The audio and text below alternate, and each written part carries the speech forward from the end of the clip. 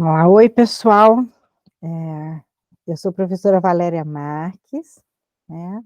Eu e Tatiane, professora Tatiane, né, estamos responsáveis pela disciplina eletiva Tópicos Especiais, Aprendizagem e Cultura Organizacional na Contemporaneidade. O tema que a gente está trabalhando são as intervenções assistidas por equinos, fazendo um recorte no estudo sobre liderança. Então, a relação entre liderança e as intervenções assistidas por equinos. Essa disciplina é do programa de pós-graduação de psicologia da Universidade Federal Rural do Rio de Janeiro.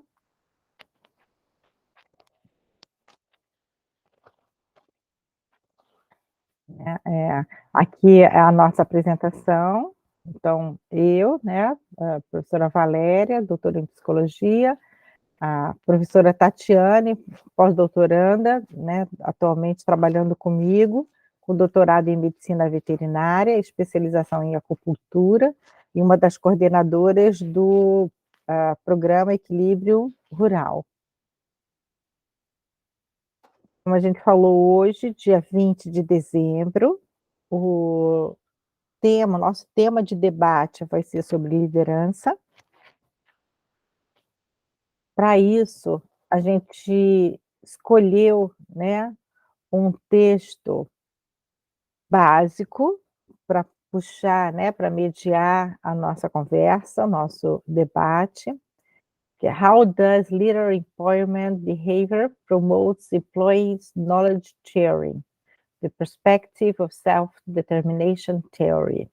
Então, como que o comportamento de empoderamento do líder promove o comportamento, né, de compartilhamento de conhecimento do funcionário. A perspectiva da teoria da autodeterminação. Então, esse é um texto aberto, né? E o texto, para a gente começar a falar sobre ele, né, é bastante interessante. Eu achei muito didático, né, então, além do conteúdo que ele trabalha, e é um conteúdo muito atual, você vê, esse artigo ele foi publicado em agosto de 2021, né, ele traz temas bem atuais. Mas ele, além disso, ele é muito didático para a gente poder também pensar em estilos de escrita de artigo, né. Por mais que as partes básicas do artigo sejam mais ou menos semelhantes, né, quando é um relato de pesquisa como esse aqui eu brinco que parece até que ele foi fazendo checklist. Em alguns momentos até informações redundantes, mas eles conseguiram ir passo a passo tudo que é interessante ter num artigo acadêmico, né, num artigo científico.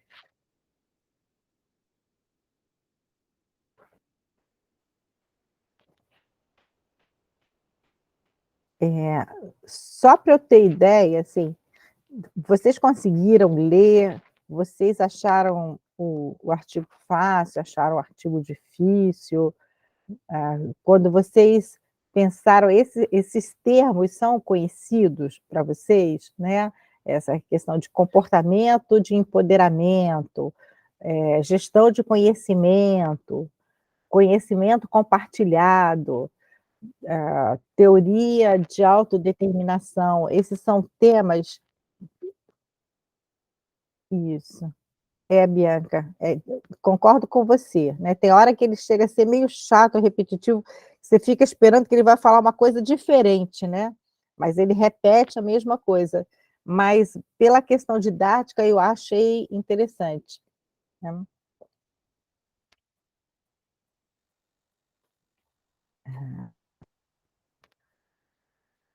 E os outros termos, o que que vocês acharam, de uma forma geral, né?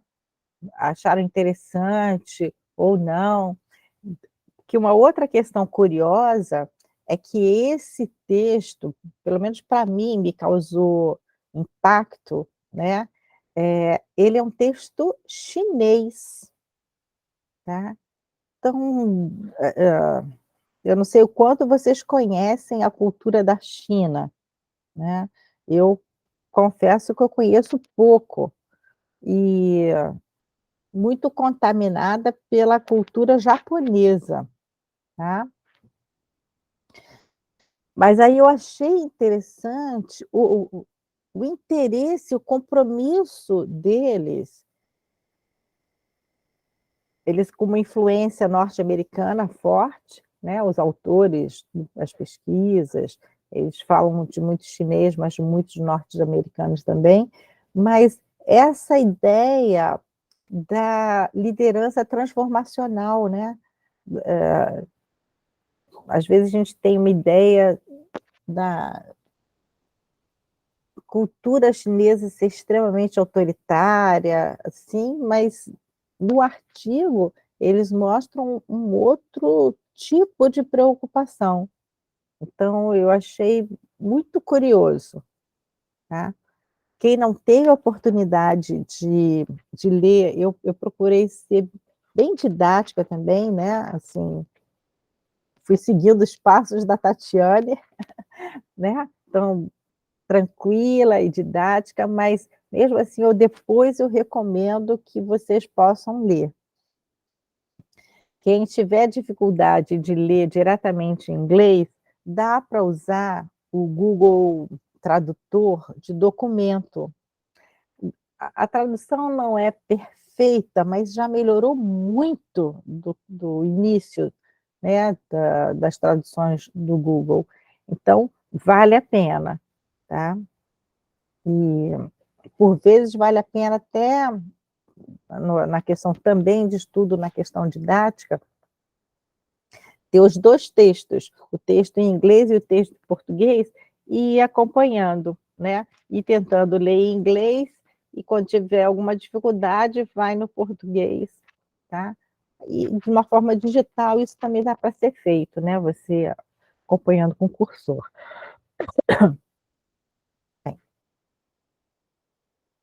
Então, esse eu achei, que eu falei assim, muito interessante, né, a proposta, a atualidade, e vamos ver o que que os autores tratam.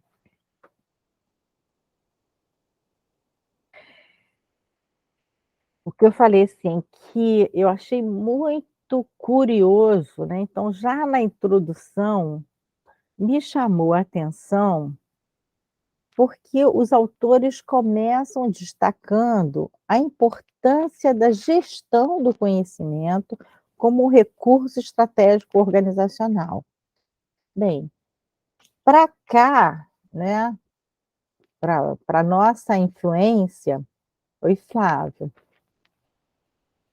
Tudo bem, Flávio? A gente está começando a discutir o texto, né?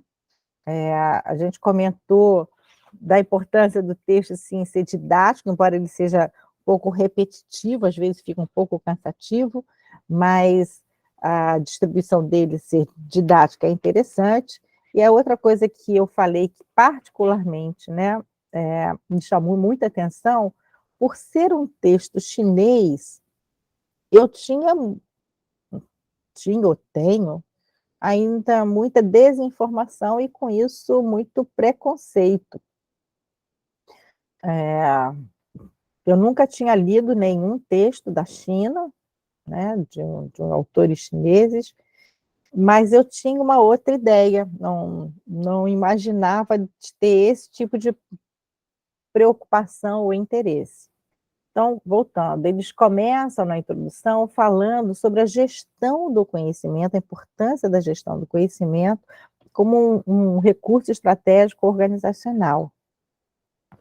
Isso afeta diretamente o nosso grupo de pesquisa, né? O nosso grupo de pesquisa, o nome justamente é Aprendizagem e Cultura Organizacional. embora a gestão do conhecimento seja uma das linhas de pesquisa, mas ela é uma linha forte e que se separa das outras por uma questão didática só, né, mas tudo está muito interligado. E quando os autores argumentam sobre a importância da gestão do conhecimento, eles falam sobre a questão da competitividade, né. E se a gente for pensar, o que que os outros autores falam realmente da gestão do conhecimento? Fala da importância da inovação. A gestão do conhecimento antiga, que era um treinamento repetitivo, algo monótono, não cabe mais nas companhias, nas empresas que pensam prospectivamente, né. O que eles percebem é que para ganhar força de mercado, ganhar capacidade de, competição, né, é necessário um pensamento inovador e uma flexibilidade maior. Então eles veem a importância da valorização, do engajamento do funcionário, né. Aqui no Brasil a gente chama mais de trabalhadores, mas eles lá, usam muito essa ideia do empregado, do funcionário. E eles vão também enaltecer várias pesquisas, então eles trazem as ideias, apontam os autores que falam sobre os diferentes estilos gerenciais e como que cada estilo, ele tem um resultado diferente, né. Vamos trocar aqui. Então, eles lembram do tipo de liderança transformacional, né, que é esse que eles vão trabalhar agora, então eles apresentam todos os tipos de liderança, para falarem que o que eles querem encontrar, o que que eles estão, eles se cooptam, né, o que eles concordam, que valorizam, é a liderança transformacional, que tem o compartilhamento do conhecimento entre os funcionários. Essa valorização, esse esforço. Tem o tipo de liderança ética, que fica preocupado com a questão da motivação, mas sempre uma motivação controlada pelos posicionamentos éticos, né, e com uma identidade moral muito forte. Tem a liderança humilde, e aí também para o nosso grupo de pesquisa, né, a gente fez Shine tem um livro, que o título é exatamente esse, Humble Leadership, ou liderança humilde, mas esse humilde aqui não é muito a conotação do nosso humilde no Brasil. Aqui o humilde, às vezes, a gente pode pensar como uma questão mais ligada à precariedade ou à falta de força, né. Ah, é uma pessoa humilde, então é uma pessoa que está num patamar menor, fragilizado, vulnerabilizado. E aqui não. Quando fala dessa, liderança humilde, a gente está falando quase que de uma liderança horizontal. Então é uma liderança que considera,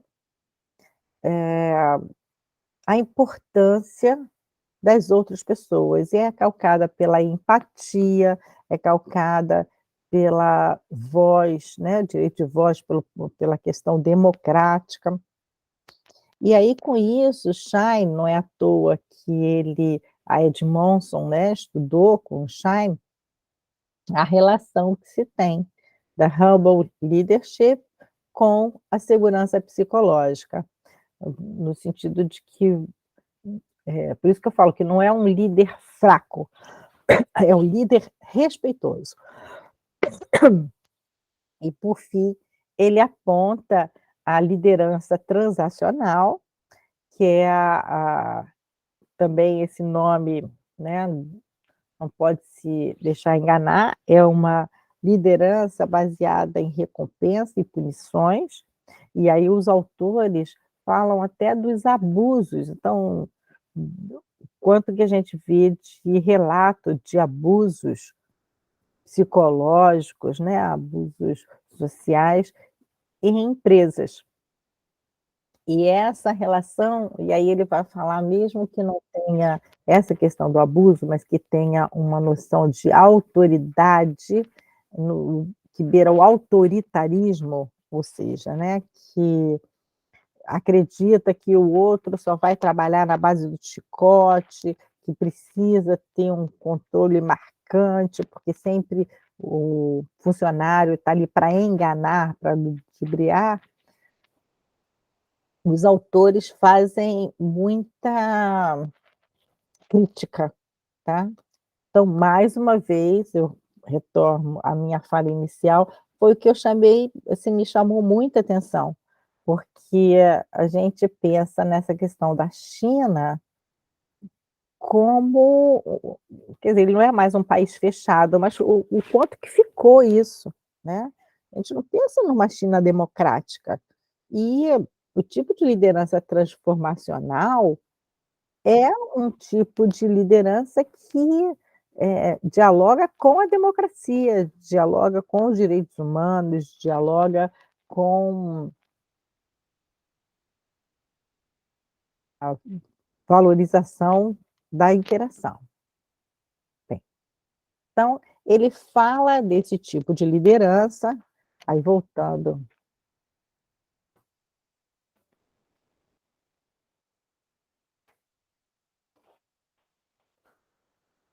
estou com 2 telas, pessoal, aqui.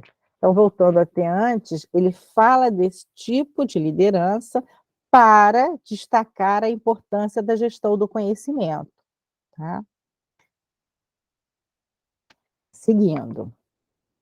Bem, ainda na introdução, ele vai trazer a questão da importância da mudança organizacional. Então, toda vez que a gente fala de aprendizagem, que a gente fala de gestão de conhecimento, a gente vai estar falando de inovação, a gente vai estar falando de trazendo as discussões da indústria 4.0, né, das novas demandas, novo funcionamento, e aí eles falam qual é a mudança organizacional requerida, pleiteada ou valorizada na atualidade. Então, primeiro, uma redução na hierarquia organizacional. Você vai ter a diminuição da hierarquia organizacional, mas você vai ter, em contrapartida, a valorização das lideranças. E o que que essas lideranças fazem? Elas não vão ficar mais naquele meio caminho também só da diretoria, né, que é a alta presidência e os peões. O que se espera dessa liderança nova é o que ela seja capaz de mobilizar o trabalho em equipe. Então, que esse líder consiga, engajar a sua equipe, consiga motivar a sua equipe e fazer com que eles fiquem com a proposta e que eles produzam mais, tá. Esse comportamento de empoderamento da liderança, então, ou seja, de não ser uma liderança centralizada, ele baseia-se ou ele propõe, né, algumas ações. Uma, apoio aos grupos de trabalho. Então, o líder não é mais só aquele que fiscaliza e que está ali para dar bordoada, né? O líder está ali para provocar e para dar condições de trabalho aos seus funcionários, né? A outra questão esperada do comportamento de empoderamento da liderança é que, além do líder ele próprio estar empoderado, que ele possa, promover o empoderamento da equipe. E como é que ele promove esse, empoderamento? Primeiro que, essa ordem vindo já de cima para baixo é no sentido de vir de cima para baixo, liberando que as pessoas se organizem. Então, que haja uma vivência de autogestão e proatividade. Espera-se, né, deseja-se, incentiva-se que as pessoas tenham ideia, compartilhem as suas ideias, testem as suas ideias, e isso faz parte. Para que isso aconteça, é importante que seja garantido um poder maior de decisão. Então, essa pessoa vai poder analisar o mapa de opções que ela tem, fazer uma tomada de decisão e depois ter uma tomada de consciência avaliando qual foi o resultado que foi alcançado, tá. Então, esse tipo de mentalidade de mudança organizacional é atual e se aproxima à indústria 4.0, né, que tem uma valorização, embora a tecnologia esteja avançando, existe uma valorização da força humana. E o que que o humano tem melhor, né, vamos dizer, do que as máquinas? Não é a força física, né, por exemplo, não é a capacidade de memorização dos dados, mas é a sua criatividade, a sua criticidade. Então, é essa peculiaridade que se enaltece e não se deixa que o ser humano perca. Desculpa, gente. Vocês vejam que durante todo o texto, os autores, fundamentam todas as suas falas, tá. Eu fiz aqui um recorte e eu trouxe alguns autores mais destacados, tá. Mas então eles vão apresentar, quando eles vão falar sobre gestão de conhecimento, quais são as pesquisas, né, o que está acontecendo agora. Ok, é importante a gestão do conhecimento, é importante o empoderamento, mas como se faz? O que é isso? Como que acontece? E aí eles viram alguns autores que também estavam se preocupando com essa questão da aprendizagem, com essa flexibilidade. Um deles foi Lu e Li, né, que discutindo a teoria da troca social. O que que é a questão da troca social? É essa relação entre os empregadores e os funcionários, ou a organização e os funcionários. Teoria da troca social é que há uma questão de ganho para ambas as partes, tá. E, nesse sentido, nessa teoria da troca social, são os benefícios ou as identificações com, né, os objetivos da empresa, eles vão falar da importância do papel mediador, então, nesse encontro, nessa negociação de interesse, nessa troca, o papel mediador do capital psicológico, que é o PSICAP. Que é isso? Né? Eles vão esclarecer, bem, a gente esclarece, eles não esclareceram, não, mas a gente vai esclarecer, que o capital psicológico não é a mesma coisa que capital humano. Quando a gente estuda muito a questão simbólica, a função semiótica humana, a gente fala muito de capital humano. O capital humano é o conhecimento, né, as experiências do ser humano. E o capital social também, toda essa sua herança de interação, de regras, de modos de funcionar do seu grupo social. Mas o capital psicológico, o que que é? O capital psicológico ele vai se aproximar ao que a gente fala das soft skills, né? O que que é? O capital psicológico é quando eu reconheço quais são as minhas potencialidades, as minhas falhas, e que eu enalteço as minhas qualidades e eu procuro remover, né, as minhas falhas, os meus déficits. Então, a teoria da troca social, o que que ele vai estar valorizando neste momento? Que já houve o tempo, né, de se discutir ou de fazer essa relação da teoria da troca social com a questão do capital humano. Mas hoje em dia, eles discutem essa questão do capital, psicológico como essa capacidade, então, de avaliar, verificar e investir no desenvolvimento de competências básicas que levem à autonomia, que, qualifique as suas relações sociais. Isso seria o capital psicológico, tá. Seja bem-vinda, Helena. Outro autor que eles falaram foi o Usman, né, e Ali, né, tá, e outros. E ele vai falar, né, de uma pesquisa nessa questão do compartilhamento de conhecimento, sobre a liderança empoderadora. Então, quais são os comportamentos de empoderamento que o líder executa, né, e quais são os exemplos disso?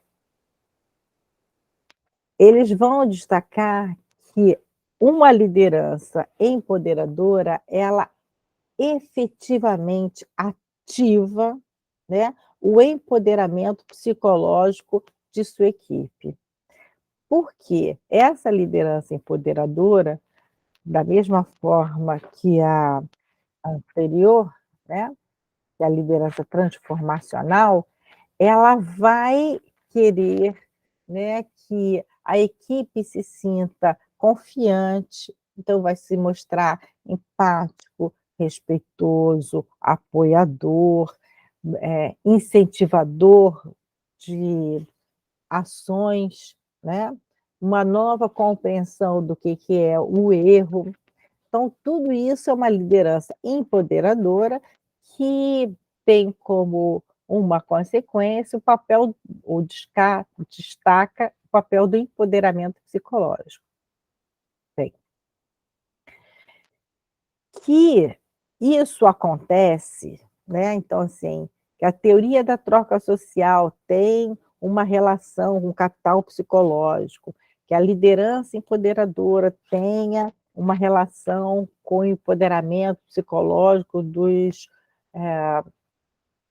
trabalhadores. Isso não se tinha dúvida.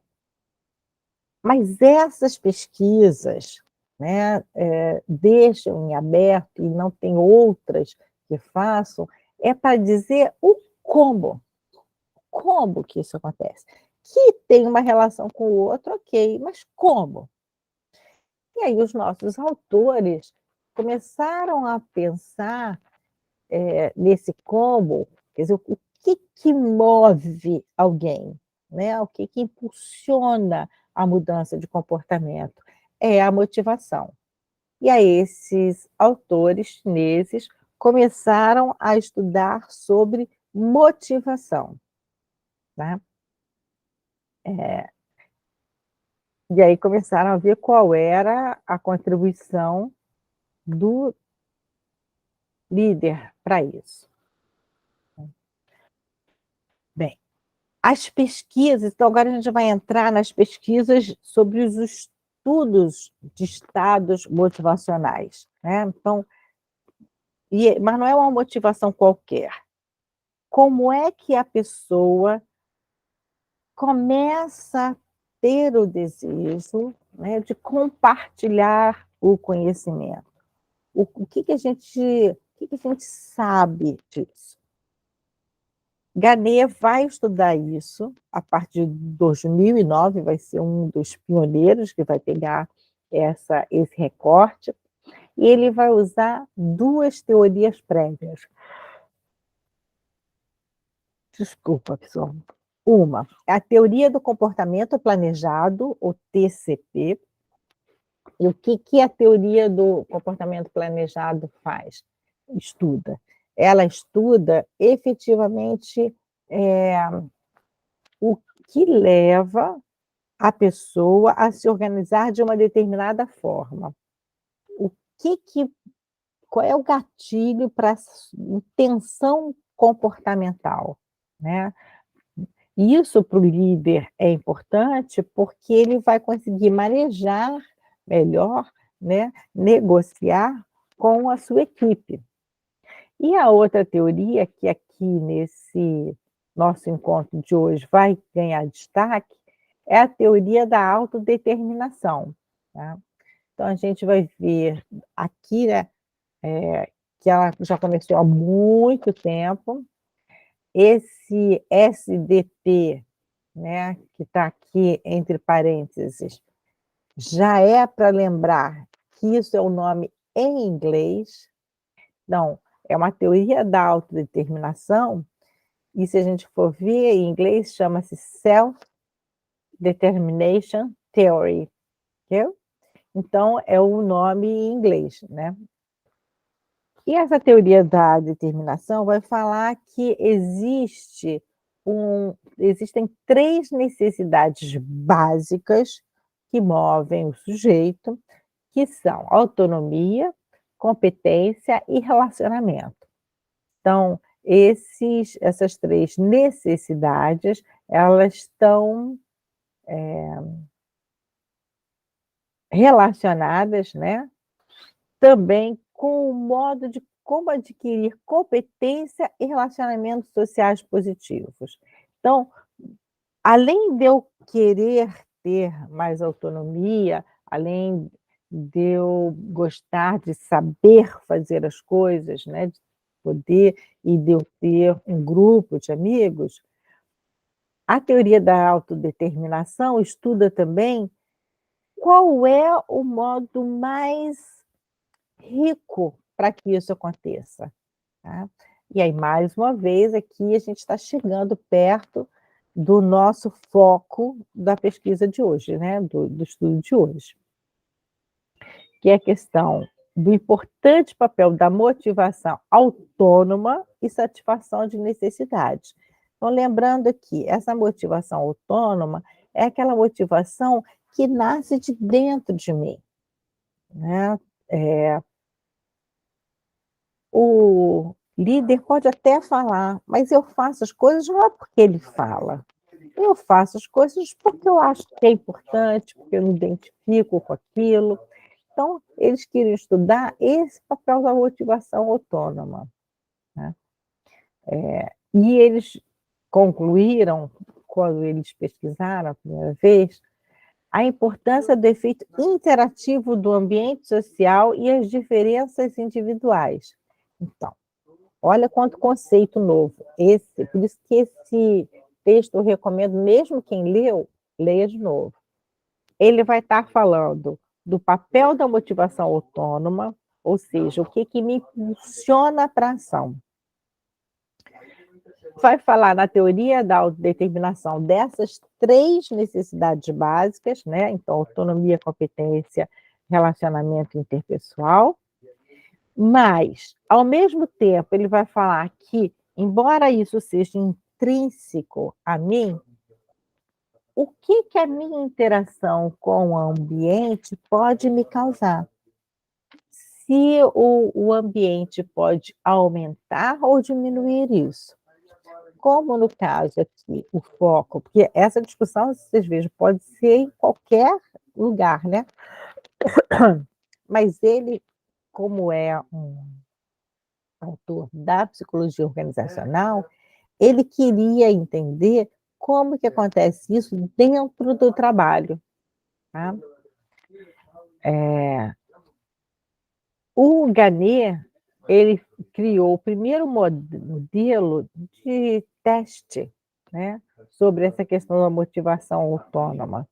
E aí eles viram que a motivação autônoma é diretamente relacionada, né, a ao compartilhamento do conhecimento, né. Então,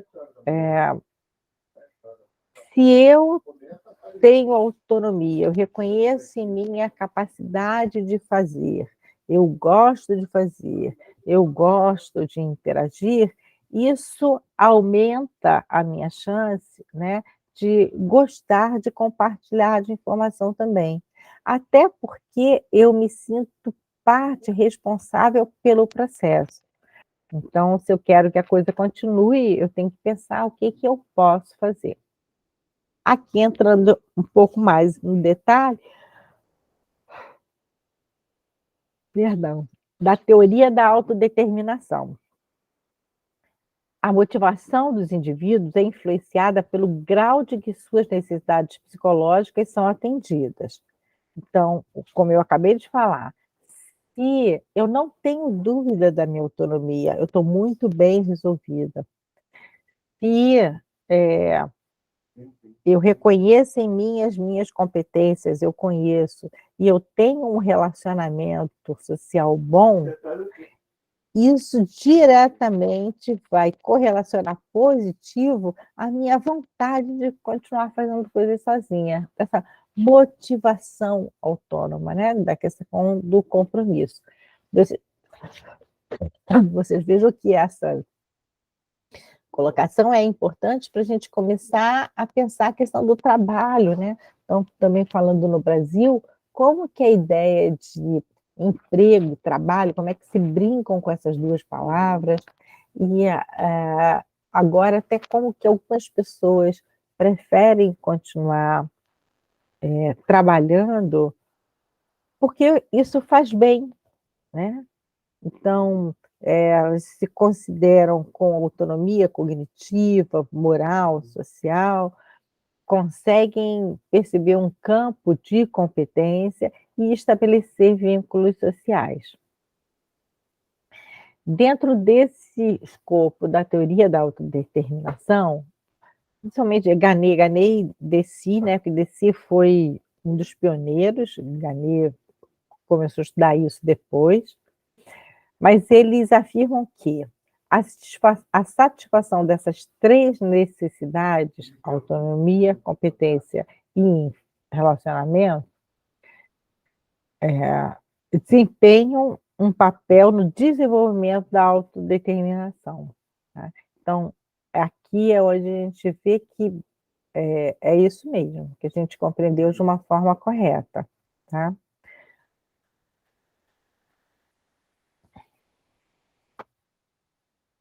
Bem, ali eu chamei a atenção para o Ryan e Deci, que foram os pioneiros nesse estudo, mas que foi ampliado e fortalecido pelo Ganet. Quais foram as contribuições de Ganet? Então, de pensar, né, quando as pessoas se tornam autodeterminadas, elas são mais propensas a compartilhar conhecimento. Se a gente pensar isso até de uma forma social empírica, faz sentido, né. As pessoas autodeterminadas são as pessoas seguras de si, são as pessoas que metem a mão na massa e são pessoas que gostam, então, de, estudar, de ensinar, de compartilhar. Práticas importantes de gerenciamento de recursos humanos, incluindo design de trabalho motivador, estilos gerenciais motivadores e treinamento, aumentam a satisfação das necessidades. Então, Ganet também chamou a atenção disso. Então, vocês vejam que antes, o que a gente tinha de pesquisa da teoria da autodeterminação eram só mais as características. E aí o Ganet vai dando vida a isso e vai falar, eh, o que mais que precisa ser estudado? Ok, a teoria da autodeterminação, mas como? Qual é a relação com o líder? De que forma que o líder pode, ampliar, fortalecer um determinado comportamento, né? Ba Aí por isso que falo de estilos gerenciais, motivadores e treinamento. Essas características motivacionais se relacionam bem no comportamento empoderador do líder, que destaca a importância do trabalho, promove a participação na tomada de decisões, expressa confiança no alto desempenho e proporciona autonomia. É, bem, isso a gente lê, mas normalmente não é o que a gente vê, né?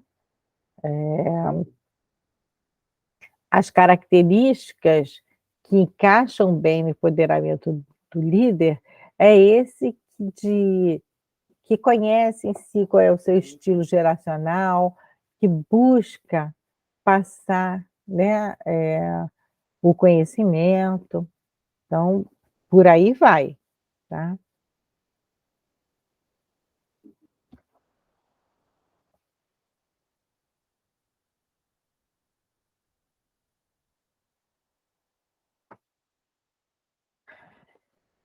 Esse preâmbulo todo da teoria da autodeterminação, ela vem ao encontro do objetivo da pesquisa. Então, essa pesquisa ela teve como objetivo investigar se o comportamento de empoderamento do líder aumenta a autodeterminação do funcionário e promove ainda mais o compartilhar do conhecimento.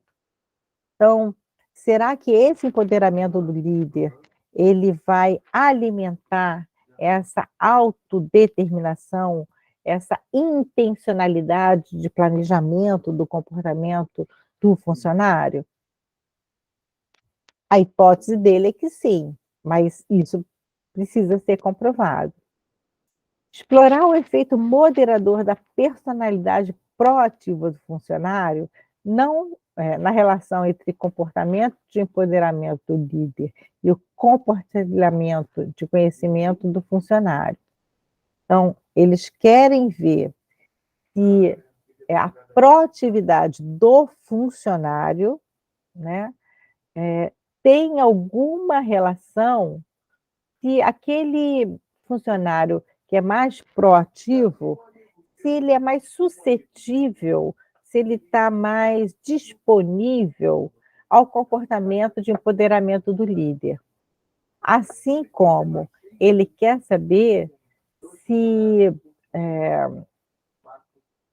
essa proatividade dele, ele fazer as coisas,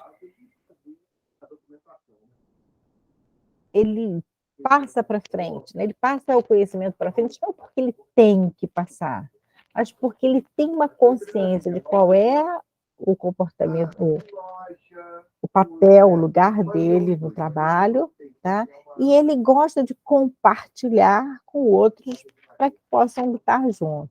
Então, ele quer ver se realmente existe esse efeito, se a personalidade com o empoderamento e o compartilhamento se correlacionam. Por fim, ele vai investigar a personalidade proativa do funcionário, como que isso atua no comportamento empoderador do líder, o compartilhamento de conhecimento do funcionário pelo mediador da autodeterminação. É o PPRA muito mais. Exatamente, foi o que eu falei para ele. Opa, aqui.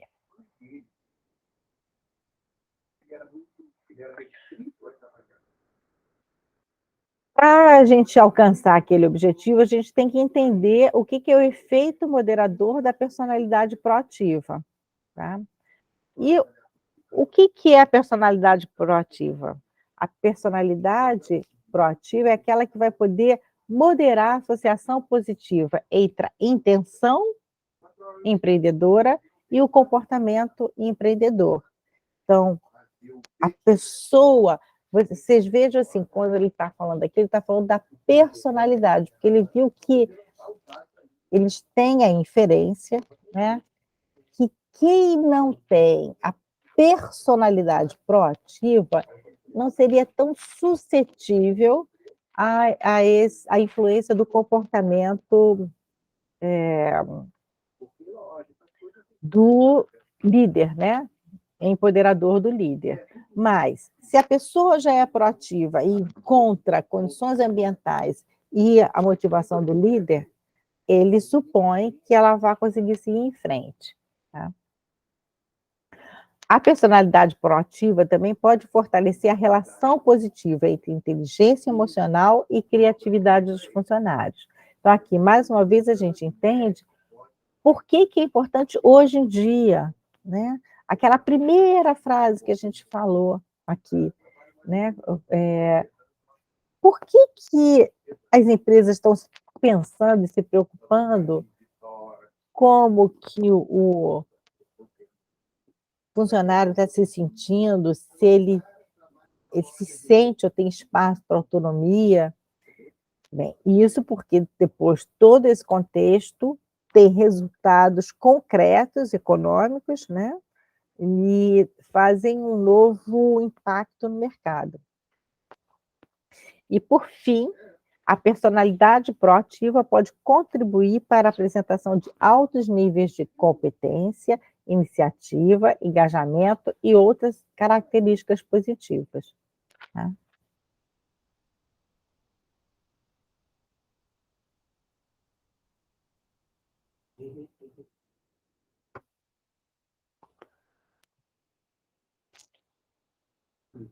Gente, aqui.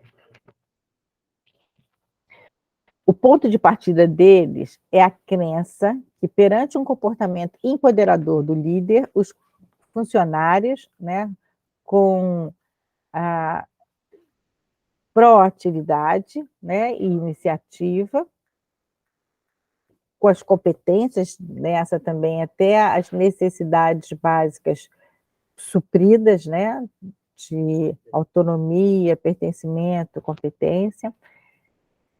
Esses funcionários vão encontrar as suas necessidades satisfeitas e promoverem a autodeterminação e o compartilhamento de conhecimento, isso de uma forma natural e não impositiva.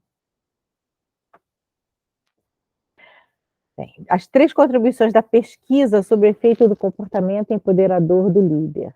Quais das pesquisas que já foram feitas? Então, a pesquisa, né, do efeito do comportamento empoderador, a autodeterminação dos funcionários, a o efeito do comportamento empoderador, né, o empoderamento, no compartilhamento de conhecimento e na personalidade proativa.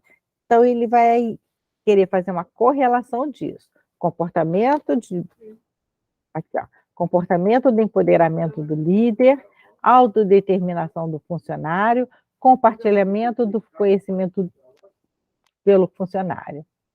Obviamente, aqui, no comportamento e empoderamento do líder, ele vai contar com a proatividade do funcionário.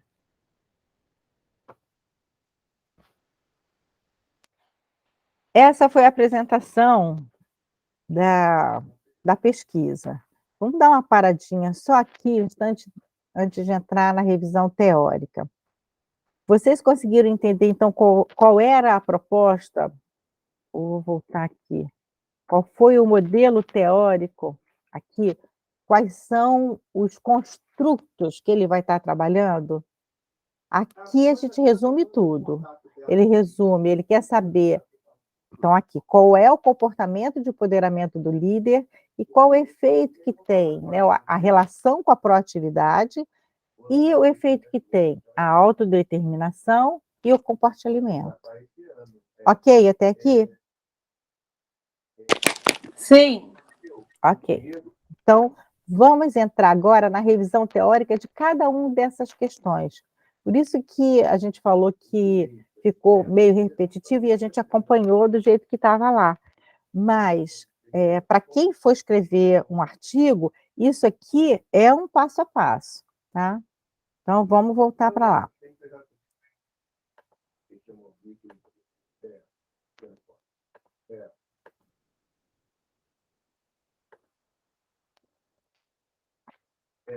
Bem, então, o que é o compartilhamento de conhecimento, né? Tão importante para a gestão do conhecimento.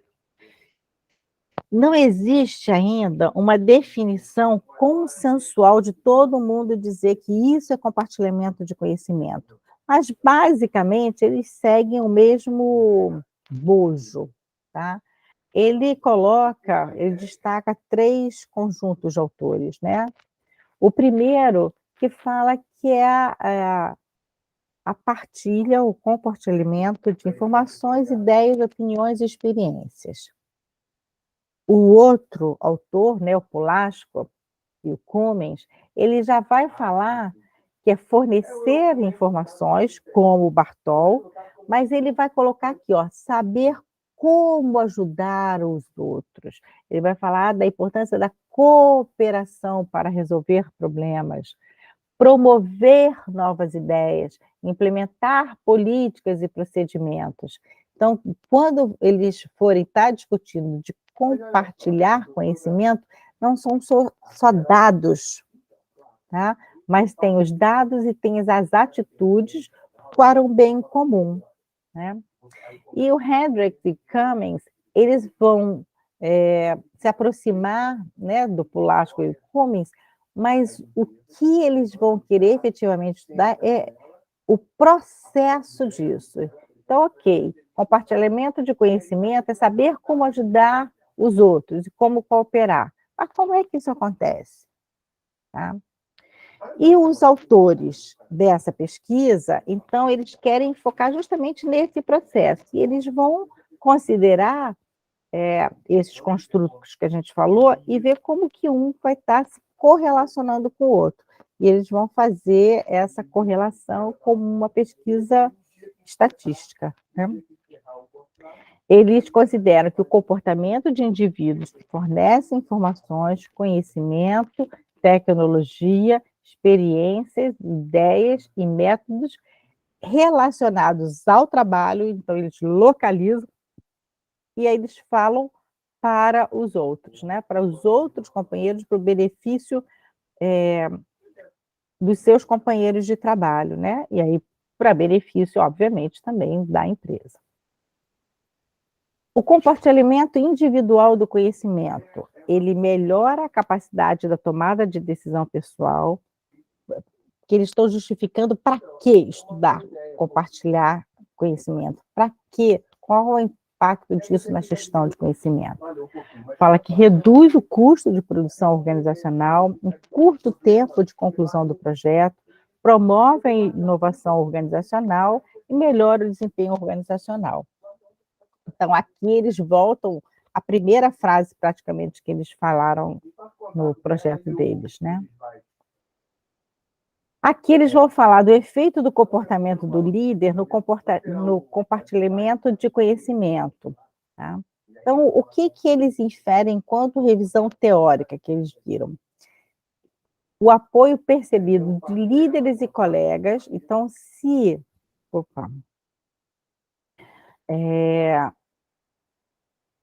o líder oferece apoio à equipe, a equipe se sente apoiada, ela se sente mais segura de compartilhar o conhecimento dela, tá? Ou a outra coisa que é o compromisso dos líderes com o compartilhamento de conhecimento, como que essa ação já é vivenciada, ela é representada, né? Ela é produzida pelo próprio líder. Então, a equipe já introjeta e também, né, continua fazendo isso. E o terceiro ponto que eles falaram é a liderança transformacional, por isso que eles diferenciaram quais eram os tipos de liderança, né. Então a gente vai estar vendo aqui que é um tipo de liderança mais democrático, mais participativo do que os outros. E aí eles falam que essa sensação afetiva, essa questão dessa identidade social e esse estilo de liderança colaboram na propensão da pessoa estar predisposta a compartilhar o seu conhecimento.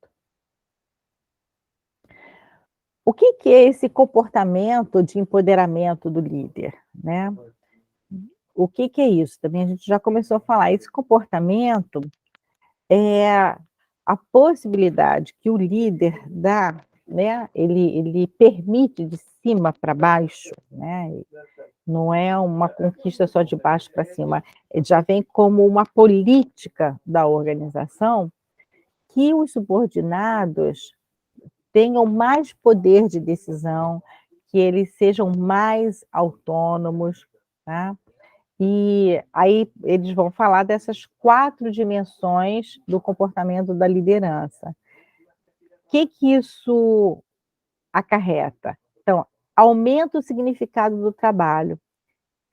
Se eu sei o que eu estou fazendo, se eu sei por que eu estou fazendo, se eu sei o que eu contribuo isso com, a produção dos meus outros companheiros e como fim da empresa, isso me empodera, né, eu consigo manejar mais, eu consigo tomar melhores decisões. Por isso que é o segundo ponto, promover a participação na tomada de decisões.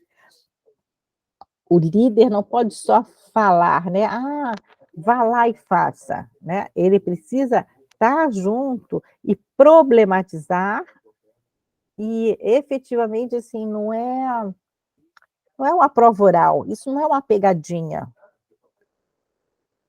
Os problemas, eles efetivamente são expostos, onde cada um tem a competência de verificar qual é a sua potencialidade, a sua competência, identificar a competência dos outros e poder pensar mais coletivamente, tá. Na hora que você participa de uma tomada de decisão, você está mais implicado. A outra dimensão é expressar a confiança no alto desempenho também. Então, se o líder acredita que ele pode atribuir aquela responsabilidade àquela pessoa, é porque ele reconhece no seu, na sua equipe, que aquela equipe tem a característica para assumir aquilo. E aí o funcionário, né, eles chamam de funcionário. Então, o funcionário, ele fala: "Se ele está vendo em mim que eu consigo resolver, é porque eu devo conseguir mesmo". Então, isso ajuda também, né, essa atitude de empoderamento ajuda a que a pessoa se sinta fortalecida e arrisque mais. Por fim, fornecer a autonomia da burocracia, que burocracia ninguém merece, né, gente. Por isso que a gente falou das mudanças organizacionais e eles falam também, e como está tudo implicado.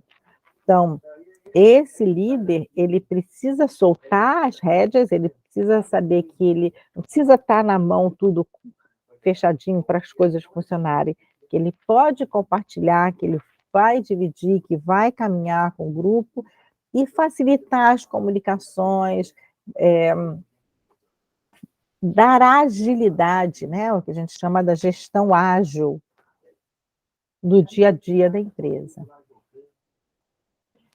Qual é a justificativa dos autores para a importância desse estudo? Então, primeiro, eles falam que é importante esse aumento do significado do trabalho.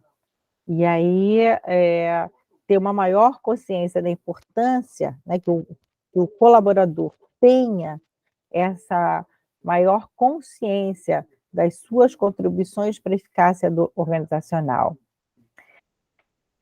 Que também, os objetivos sejam mais unificados, ou seja, que quando a gente fala da identidade profissional, a identidade corporativa, que o funcionário consiga entender ou consiga encontrar um ponto de encontro do seu interesse e do interesse da empresa. A expressão de confiança na competência de um funcionário interfere na autoeficácia e essa importância da motivação autônoma, então da pessoa querer seguir por si próprio, essa motivação que a gente chama de intrínseca, né. Então, tá com ele nessa relação com o contexto, não é também dele isolado, né, no todo. Como é que essa autodeterminação, né, qual é o papel dela de mediadora ou como é que ela faz isso? Então a gente falou na teoria da autodeterminação, as 3 necessidades psicológicas básicas que os autores, destacam, que é a autonomia, a competência e o relacionamento. Então a autonomia, que a pessoa se aproprie, né, do controle das suas ações, da tomada de decisão, tá? Nas suas escolhas, dos seus próprios comportamentos. Então, que tenha um exercício efetivo da intencionalidade e do posicionamento crítico. A competência também, que a pessoa tenha o desejo de aprimorar mais os seus conhecimentos, as suas competências, né? Que ele reconheça em si e que seja reconhecido, né, pelo grupo.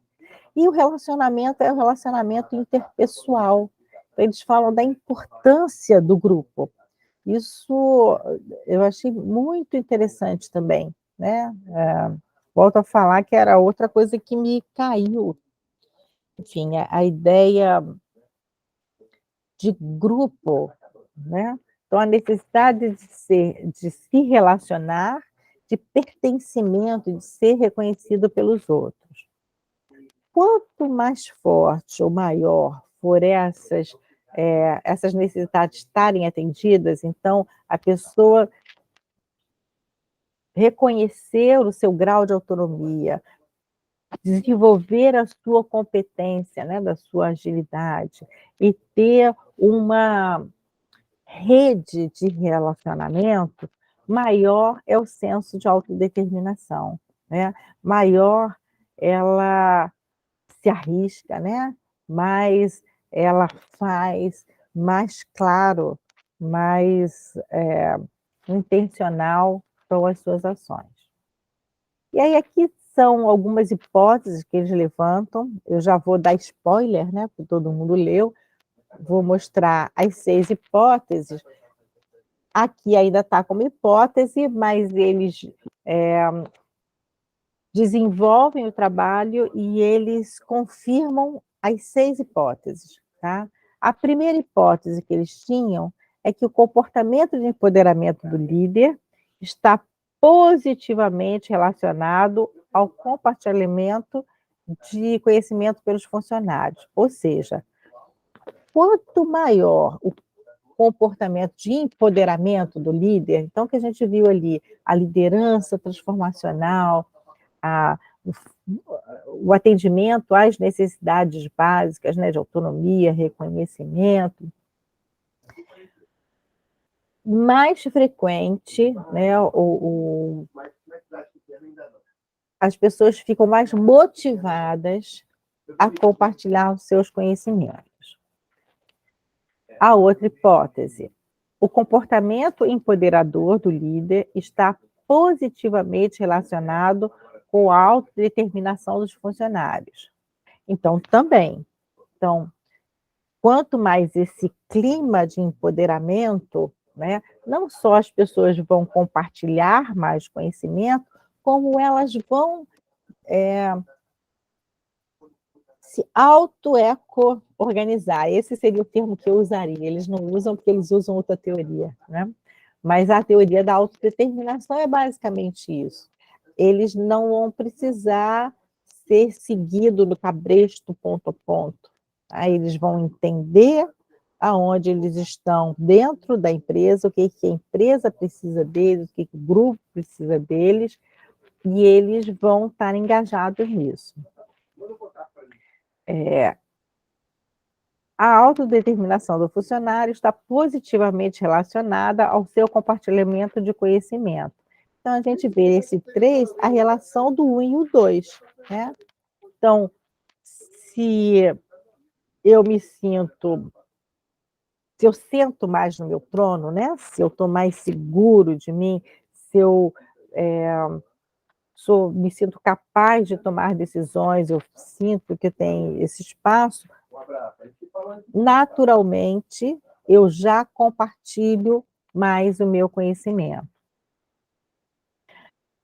A outra hipótese, a relação entre comportamento de empoderamento do líder e compartilhamento do conhecimento dos funcionários é mediada pela autodeterminação dos funcionários. Então, o que vai dar essa liga, tá, no comportamento de empoderamento e o compartilhamento é a autodeterminação. Por isso que nesse artigo o carro-chefe ou a estrela brilhante é a teoria da autodeterminação, né. É ela quem vai estar ativando, né, ou quem vai estar nesse entremeio. Lembra que a gente falou que ele quer saber como que é o processo, como é que isso se dá, como é que é o gatilho disso? Porque então a gente já entende o que que precisa ser feito, né. Estou dando também já dando outro spoiler, gente, desculpa, acho que é o meu sono. Mas é esse comportamento do líder tem uma estreita relação, isso já se sabia, com o comportamento da sua equipe, mas em que sentido? Então, nesse comportamento do líder de empoderamento, que é introjetado, né, ou que é identificado com os funcionários, e há espaço para isso, porque eles vão falar também não só da relação entre as pessoas, mas nas entrelinhas, eles não falam isso claramente, né, mas a gente, percebe como desdobramento, como o que atinge ao clima organizacional, né. Bem, o que é esse papel moderador da personalidade proativa? A gente falou da proatividade também, né. E aí aqui é interessante falar, assim, que a proatividade não é só uma característica, porque, ó, vou voltar lá, lembra? Então, ó, esses pontos aqui de baixo a gente já está vendo as correlações, correto? E aí a gente está vendo aqui o que que é essa proatividade do funcionário. Que proatividade é essa? O que eles vão argumentar é que isso é uma característica de personalidade. Então, por isso que alguns funcionários, eles ficam afetos ao empoderamento, né, ao comportamento de empoderamento do líder e outros não. Porque esse comportamento de empoderamento do líder, se ele tem um funcionário que não tem esse traço, essa personalidade proativa, ele não consegue ser atingido por ele, tá. Aí o Bateman, então, vai falar, né, do Big Five, que é uma teoria de personalidade baseado em 5 fatores, então a gente está vendo aqui, tá. Mas que esse Big Five não conseguia explicar a diferença no comportamento proativo das pessoas para mudar o ambiente externo. E aí eles viram que não é só o Big Five, né? O que precisa é que esta personalidade seja proativa. Então, além da abertura à experiência, extroversão, né, que não tenham grandes traumas e tenha essa abertura, essa simpatia ao outro, essa empatia, conscienciosidade, essa pessoa precisa ter uma personalidade proativa. Bem, então, com isso, a gente vai chegar na quinta e na sexta hipótese, que também foram confirmadas, tá?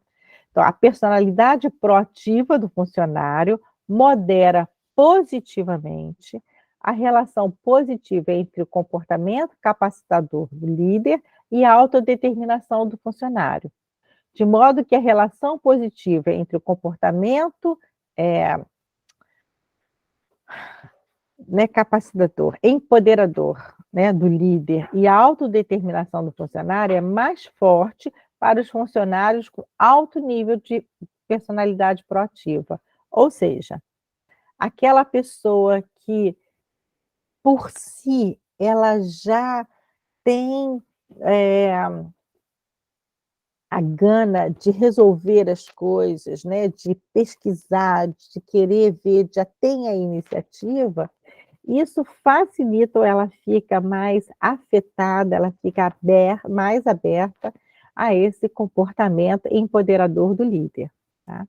E por fim, a sexta hipótese, a personalidade proativa dos funcionários modera o efeito indireto do comportamento empoderador do líder no compartilhamento de conhecimento do funcionário por meio da autodeterminação do funcionário, de modo que o efeito indireto é mais forte quando os funcionários têm alto nível de personalidade proativa. Então, vamos voltar aqui só para a gente resumir. Eles viram que esse aqui é a chave, né, o comportamento do empoderamento do líder. Então, o líder se colocar disponível, criar um clima, né, favorável de segurança psicológica, de motivar as pessoas, de confiar no funcionário, isso afeta positivamente a autodeterminação do funcionário e aonde eles queriam chegar, que é compartilhamento do conhecimento. Só que, se esse funcionário ele já tiver uma personalidade proativa, então se ele já for, a iniciativa de inovador, de que esse comportamento, falando no popular, junta a fome com a vontade de comer, né. Tudo fica mais forte, os resultados ficaram mais significativos, né. Bem, como que esse estudo foi feito? Eu já adiantei, já falei o resultado, né, mas ele foi feito em 3 etapas. Cada etapa teve 2 semanas de intervalo, tá. Isso foi feito no sudoeste da China, no todos os funcionários, todos de todos os níveis, né, de escalão, da hierarquia, foram convidados, 400 foram convidados, mas só que efetivamente não foi esse a quantidade que aderiu ao projeto de pesquisa, tá. Então, na primeira etapa, eles tiveram 312 participantes e eles avaliaram o comportamento e empoderamento do líder. Na segunda etapa, eles avaliaram a autodeterminação. Na terceira etapa, eles avaliaram compartilhamento de conhecimento. Quem foram esses que participaram, né? 58% da amostra, foi 230, é que foram contabilizados. Por quê? Foram os 230 em comum aqui, tá. Então, quais eram as pessoas que estavam nos 3? Foi esse N que eles consideraram. E aí esse 58%, que é 58% de 400 da população toda, tá. A maioria era do sexo feminino, 78,7%. 2,2 concluiu o ensino médio, 37,4 ensino superior, 53,5 possui bacharelado em universidades. Eu não sei explicar muito essa diferença, porque para a gente, qual é a diferença daqui de ensino superior e bacharelado, né? 7% com mestrado. Em relação ao cargo, 83,9 eram funcionários mais básicos, né. 16,1 eram gerentes do primeiro e segundo escalão, né. Além disso, a média de idade foi de 38 anos, variando de 22 a 58. O tempo médio de trabalho foi 7,51 e o tempo médio de cotrabalho foi 2,21 anos. Eles fizeram essa medida, né, que a gente falou que eram esses questionários que foram traduzidos do inglês e validados para o chinês, né, eles continham todos uma escala Likert de 6 pontos, tá. Aí para o comportamento de empoderamento do líder, eles adaptaram, uma medida, fizeram o mesmo para a autodeterminação, para a personalidade proativa e para o compartilhamento de conhecimento.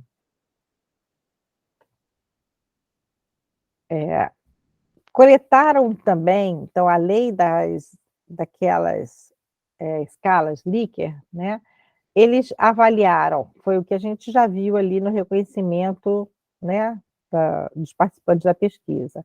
O gênero, idade, nível de escolaridade, cargo, tempo de trabalho na organização, tempo de cotrabalho junto com a liderança deles. Os resultados, eles trabalharam utilizando, as medidas estatísticas, então foi uma análise quantitativa, né, análise fatorial, teste de viés, método comum, hipótese, e eles confirmaram todas as 6 hipóteses deles. Na fala deles, então, baseando-se no Self-Determination Theory, esse artigo teve como objetivo testar o mecanismo subjacente e as condições de fronteira sobre a influência do comportamento de emancipador do líder, do compartilhamento de conhecimento do funcionário. Com base em uma pesquisa projetada, né, para 230 funcionários, as descobertas revelaram que o comportamento de empoderamento do líder estava positivamente relacionado ao compartilhamento de conhecimento do funcionário. A relação entre o comportamento de empoderamento do líder e o compartilhamento de conhecimento do funcionário foi mediada pela autodeterminação dos funcionários. E a personalidade proativa moderou positivamente a relação entre o comportamento de capacitação de empoderamento do líder e a autodeterminação do funcionário, e afetou ainda mais o compartilhamento de conhecimento do funcionário por meio do mediador da autodeterminação do funcionário. Contribuições, né? Então, eles descobriram que o comportamento da capacidade de empoderamento do líder, né, promove a satisfação das necessidades psicológicas básicas do indivíduo e, por isso, aumenta a autodeterminação. Então, descobriram que o comportamento da capacitação do líder promoveu o compartilhamento do conhecimento do funcionário por meio do efeito indireto da autodeterminação. E a teoria da autodeterminação explicou a motivação no trabalho e indicou que existem vários graus de iniciação e regulação comportamental nos locais de trabalho. Assim, os mecanismos psicológicos das reações dos funcionários diferem em respostas ao empoderamento de seus supervisores. Aqui o nome do texto, e aí agora vamos para o nosso debate. Espera aí, parar a apresentação. Bem, o que vocês acharam de uma forma geral do texto, né? O que eu achei interessante, tá? A gente está sempre falando, mas eu tenho a tendência sempre para trazer pesquisas qualitativas, e aqui a gente está vendo uma outra forma de abordar o comportamento da liderança a partir de uma perspectiva quantitativa, tá?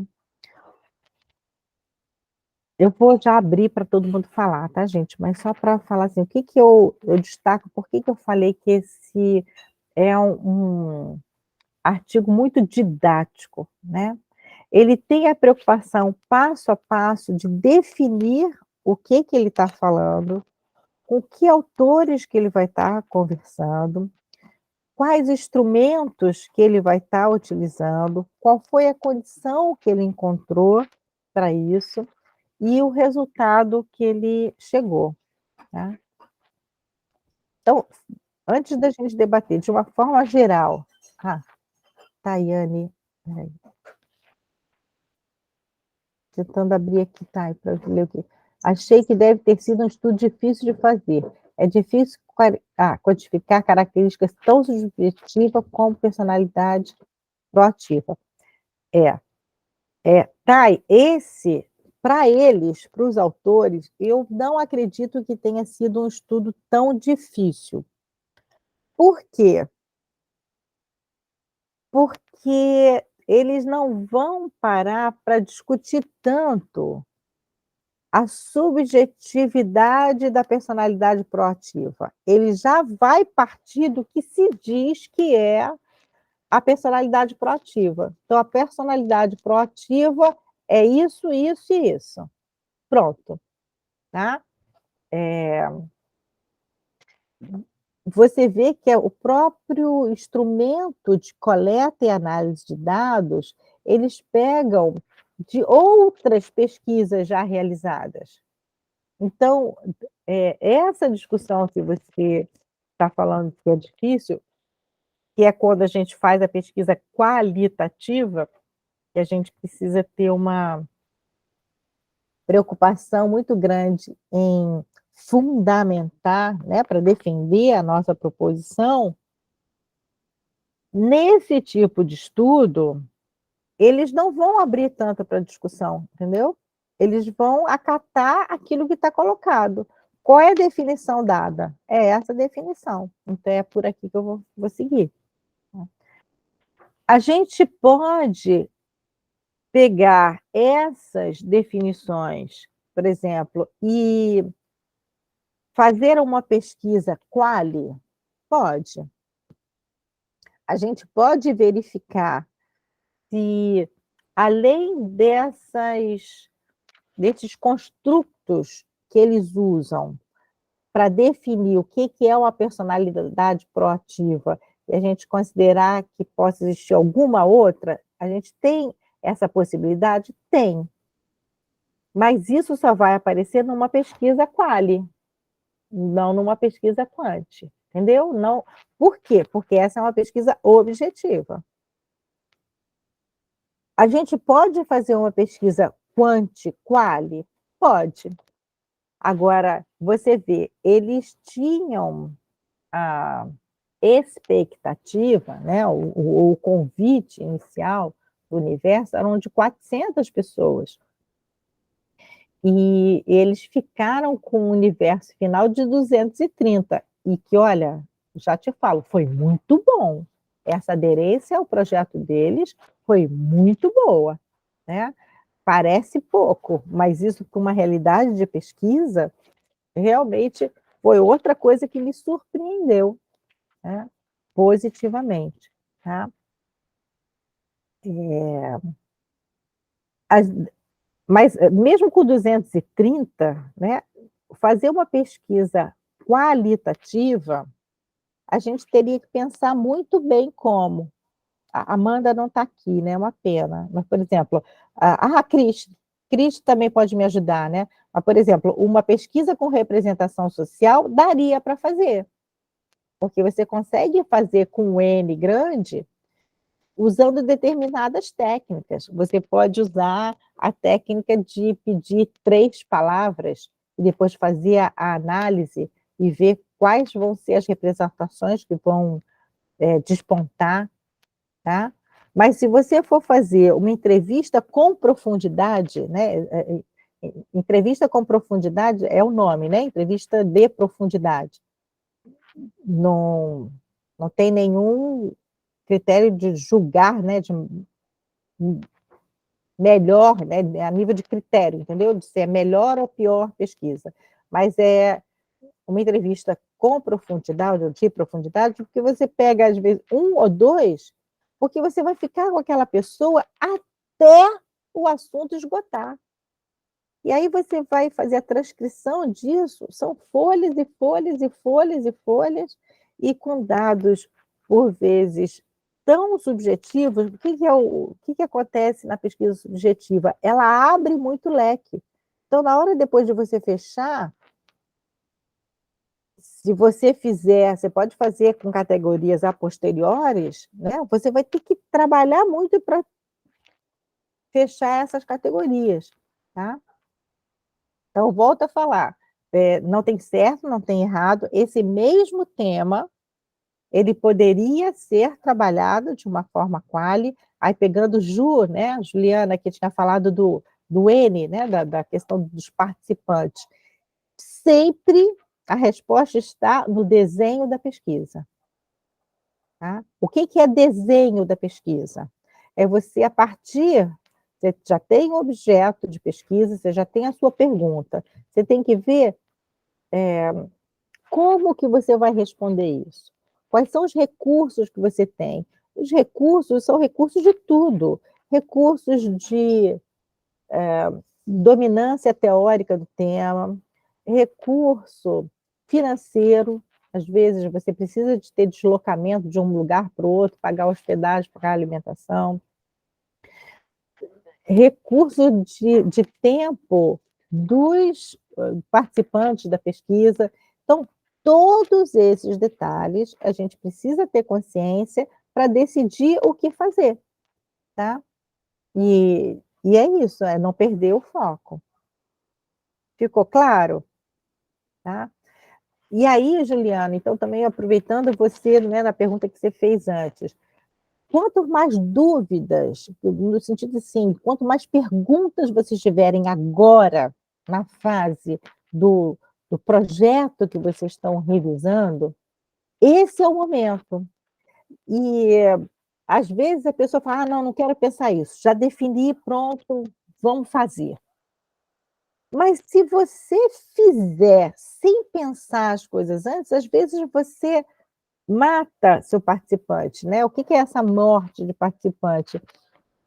Você faz vou dar um exemplo meu, eu acho que eu não tenho certeza se eu já falei isso com vocês, gente, mas se eu tiver falado, vocês me perdoem. A minha dissertação de mestrado, eu trabalhei sobre a produção da notação numérica. Como é que a criança aprendia a registrar a quantidade dos objetos, tá? Então eu trabalhei com a questão matemática e essa questão da cognição. Então, o comando era apresentar alguns objetos e pedir que elas registrassem aquilo que elas estavam vendo. Eu queria avaliar se elas distinguiam quantidade e qualidade do objeto. Então, falar assim: 3 pássaros, 2 carros, tá? Que às vezes não faz isso, faz só a quantidade ou pega o objeto e já coloca numa cena. Tem uma série de processos até a criança ir construindo e como essas respostas variam, né, é esse processo que eu estava interessada em ver, para poder interpretar, né, e inferir quais esquemas cognitivos, afetivos a criança estaria usando. Bem, eu fui para o teste piloto, ainda bem, porque quando eu fiz o teste piloto, a primeira coisa que eu vi foi que os objetos que eu escolhi não eram adequados.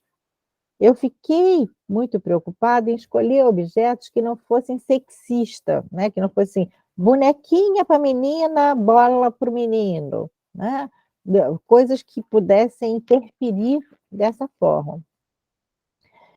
E aí eu levei um que era um apito. Gente, imagina o que que acontece criança com apito, né. Era o apitaço, porque todo mundo queria era ver, assim, a brincadeira era apitar alto, apitar baixo, cantar música com apito. Na época, eu não soube conduzir de uma forma diferente, né, depois do meu doutorado, eu até vi que eu poderia fazer um manejo diferente. Mas na época eu fiquei apavorada, que eu falei: "Ah, já brincou, então tá, vamos agora para outra coisa?".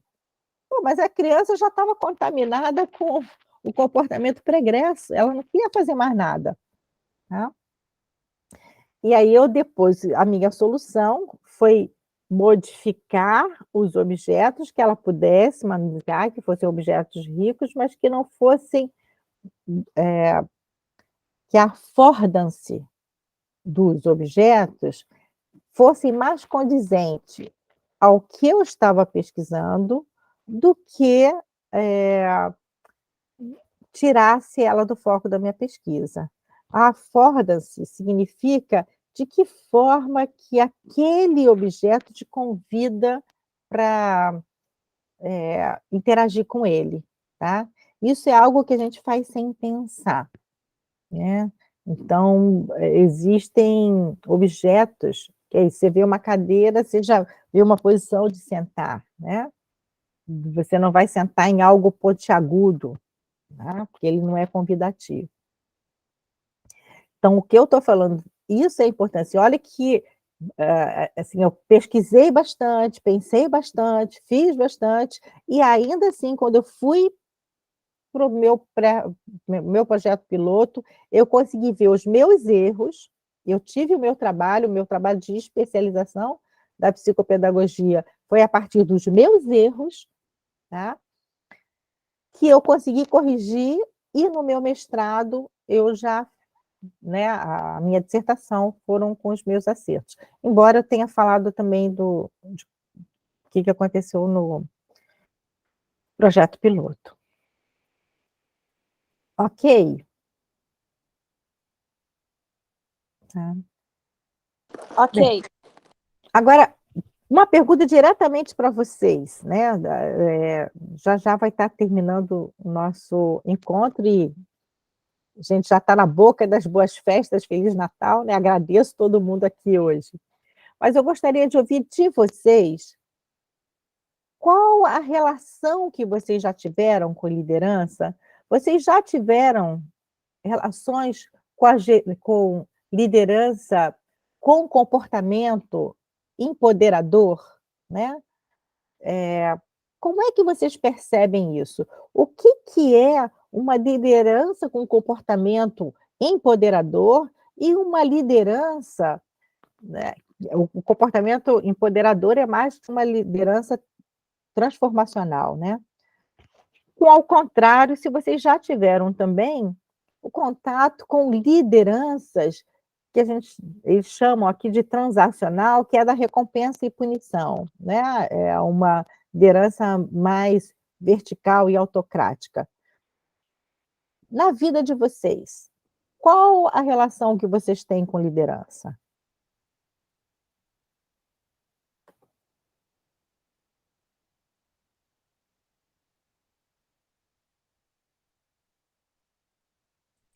Ah, professor, essa é uma pergunta bem profunda. Eu vejo exemplos, como eu faço parte de uma comunidade de fé, né, uma igreja, eu precisei ser liderada e liderar em muitos sentidos, em várias fases da minha vida, né. Quando a gente é adolescente, por exemplo, a gente assume alguns cargos de: "Ah, eu sou presidente dos adolescentes, então eu sou responsável por reunir a galera, marcar algumas algumas festividades, algumas programações". E assim, eu percebia, por exemplo, em mim, eu tentava reproduzir aquilo que eu via, tanto nos meus pais, quanto nas pessoas ao meu redor. O que que eu entendia de liderança como uma pirralhinha adolescente. E aí eu via que muitas vezes, as pessoas não correspondiam com a mesma seriedade que eu queria que elas correspondessem, ou com o mesmo compromisso que eu queria que elas correspondessem. Enquanto eu tentava agir chamando atenção, eu não ganhava aquele público, eu não conseguia. E eu só me frustrava, as pessoas ficavam ainda mais distantes de se sentirem pertencentes, de quererem fazer alguma coisa, né, de quererem atuar, e eu não conseguia atingir aquele grupo. Aí depois de muitos anos, né, hoje, por exemplo, eu sou, uma espécie de liderança que a gente chama de conselheiro de adolescentes. É quando um casal fica auxiliando esses adolescentes que tem presidente, que tem secretário, mas é como se fosse alguém de fora ajudando esses adolescentes para eles não se sentirem sozinhos. Então, se eles querem fazer uma programação, se eles querem fazer um culto, se eles quiserem visitar outras igrejas, a gente é responsável por movimentar o pessoal, pedir a autorização dos pais, enfim. E aí eu me vi trabalhando com o mesmo público, né, adolescentes, mas de uma perspectiva totalmente diferente. E eu percebia que às vezes eu só precisava, deixar eles chegarem à conclusão deles. E às vezes isso me machucava, porque eu queria chegar já falando o que que eu pensava, o que que eu queria, o que que eu achava certo, mas quando eu os via fazendo do jeito deles e dando certo, mesmo que não tenha sido o meu jeito, eu via que isso tem muito mais sentido, isso é muito mais liderança, na perspectiva que eu acredito pelo menos, né, do que eu ser tão ferro e fogo, tem que ser do meu jeito. E só para fazer um adendo, ontem eu brinquei que eu apliquei a técnica dos cavalinhos com uma pessoa, porque um dos líderes da minha igreja, ele é uma pessoa maravilhosa, eu gosto muito dele, inclusive ele foi meu líder por muitos anos, mas ele é um professor universitário da área de direito, então ele é muito, às vezes, taxativo, cabeça dura, tem que ser do jeito dele, mas quando é assim, meio pessimista. E eu percebo, por eu ter sido liderada por ele, que muitas vezes ele não me dá muito ouvidos. É como se ele tivesse assim, eh, sabendo que ele vai me liderar, sempre. Só que hoje eu sou a líder do filho dele. Então eu preciso ter voz. E às vezes ele nem olha nos meus olhos na hora de falar alguma coisa, ele simplesmente decide que vai ser daquele jeito, ponto e acabou. E aí eu peguei, eu reparei que, né, que a gente estava numa conversa que envolvia mais pessoas e que ele mal olhava para mim e cortava enquanto eu estava falando. Uma decisão que era minha, não era dele. Eu peguei e falei assim: "Não, espera aí, vou visualizar um cavalo aqui, o Petrus". Aí, de verdade, gente, estiquei o meu peito e coloquei meu queixo mais para cima, assim, olhei nos olhos dele e fiquei esperando ele terminar de falar e falei como se eu não estivesse nem um pouco ameaçado naquela situação. E eu percebi que ele começou a direcionar a fala dele para mim e a me perguntar algumas coisas. E eu fiquei: "Gente, dá certo, ou ele é um cavalo, ou essa técnica realmente dá certo com os seres humanos", sabe. Essa é a minha contribuição de liderança.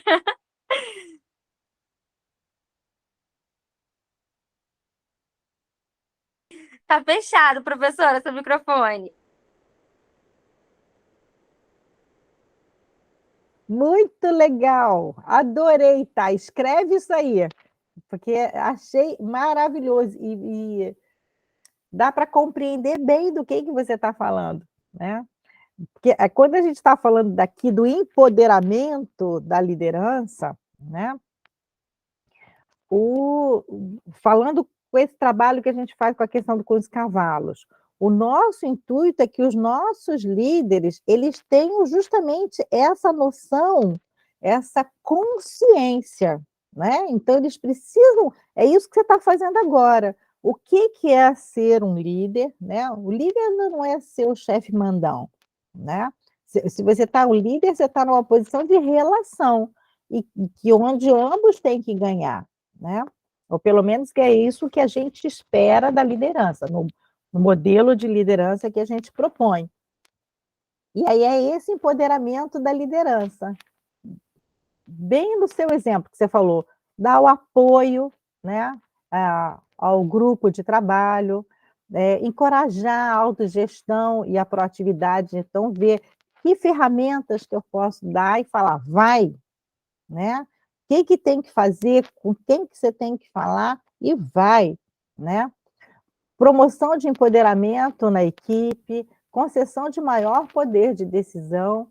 E uma coisa que eles não colocaram aqui, mas que particularmente eu acho interessante, embora quando a gente esteja vivendo, né, isso é difícil, mas que vem também ao encontro do que você falou agora, que é a dignidade do risco, entendeu?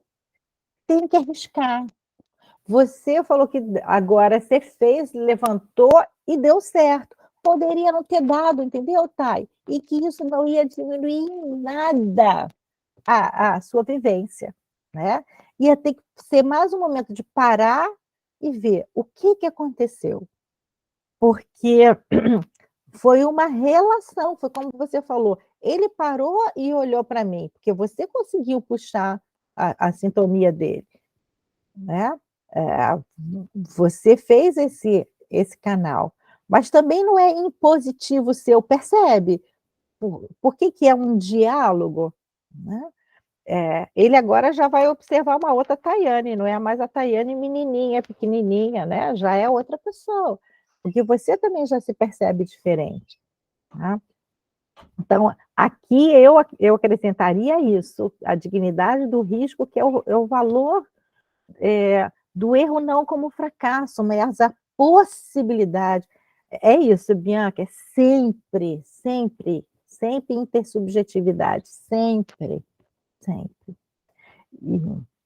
Exatamente, no contexto cultural. Porque aí aqui agora falando assim, por exemplo, o cavalo, não é que o cavalo faça um comportamento de empoderamento, de liderança, entendeu? Aí é quando a gente fala que o cavalo está sendo cavalo.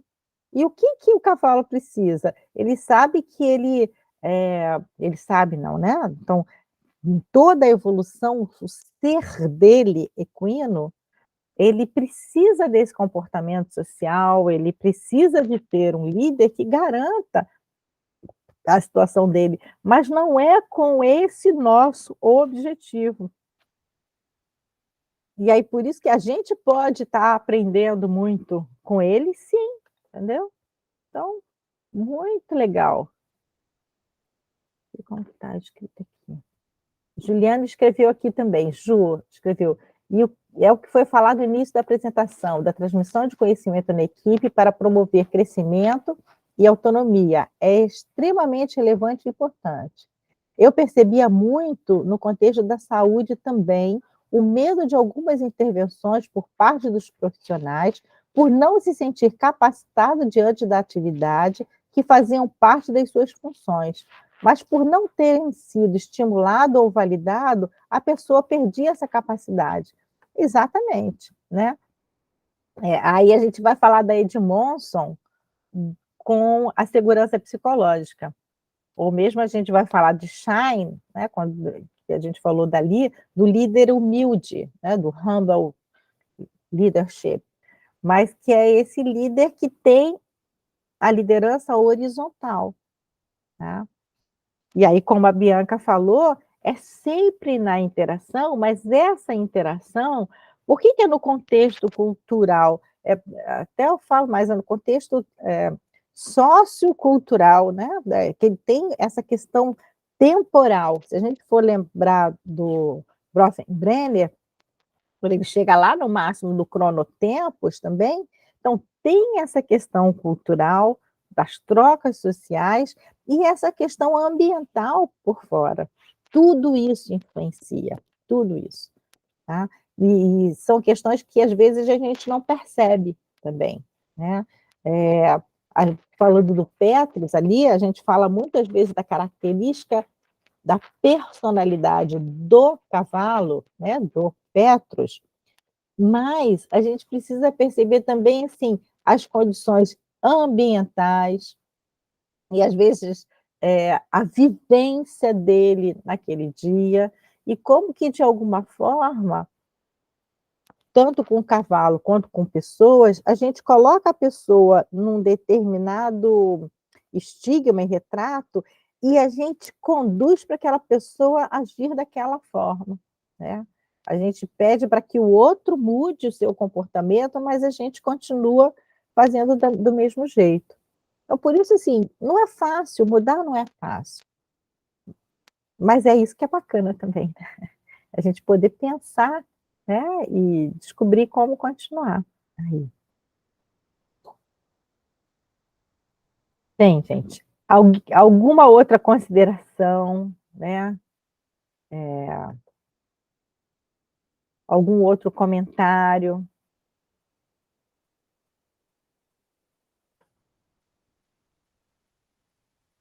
A teoria da autodeterminação, vocês conheciam? Eu, particularmente, não conhecia, né?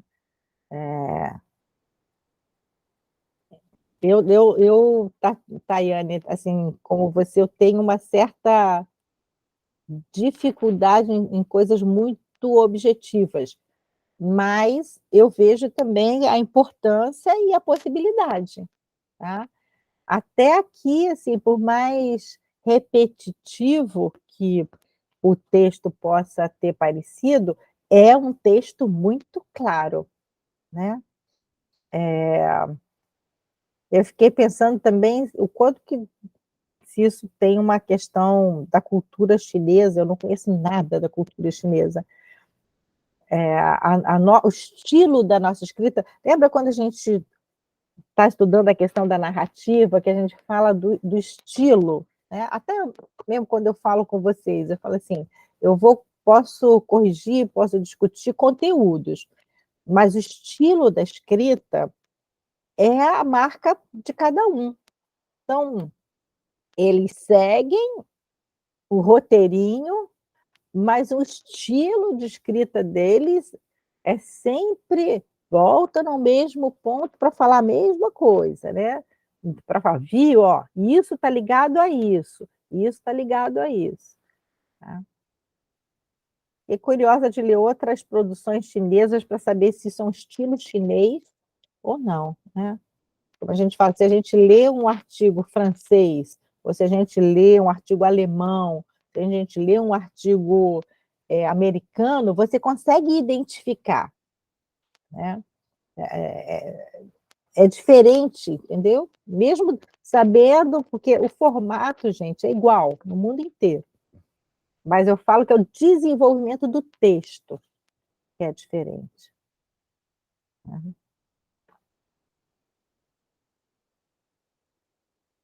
Bem, penso que foi, né, eh vamos agora, pensar no recesso que todos merecemos, desejar boas festas para todos. A gente vai estar voltando em final de janeiro. Eu retorno para o Brasil também em final de janeiro, então a gente vai ter oportunidade de estar presencialmente. "Ah, vamos tirar uma foto". Quem puder abrir a câmera, tudo de melhor para gente. É isso aí, Bianca. Eu não sei quem consegue abrir. Cris. Vou parar a gravação. Obrigada, Tati. Tinha esquecido também.